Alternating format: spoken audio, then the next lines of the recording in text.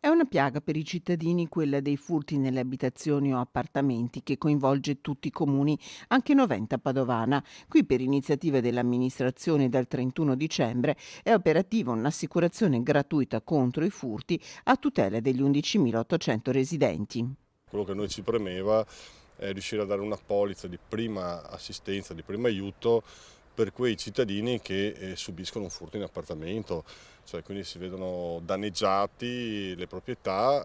Naturalmente la polizza non copre il valore del furto, però gli diamo una prima assistenza, come per esempio il piantone che rimane là, che non è una cosa da poco, l'assistenza per esempio per andare a prendere le medicine in farmacia, visto che non può abbandonare la casa o fare la spesa, l'assistenza psicologica, il pernottamento nel caso debbano andare in albergo e anche alcune piccole riparazioni che riguardano gli infissi. Il costo a carico del comune è di 6.400 euro l'anno, spiega il sindaco Marcello Bano, al lavoro anche per il potenziamento delle attività di sorveglianza del territorio grazie alla convenzione siglata con i comuni di Strassa, Onare e Vigonovo.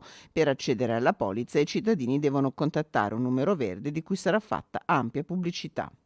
I cittadini in qualche modo la devono attivare questa polizza, sindaco. No, è già attiva. Loro devono chiamare il numero verde qualora ne avessero necessità e a quel punto parte praticamente l'assistenza.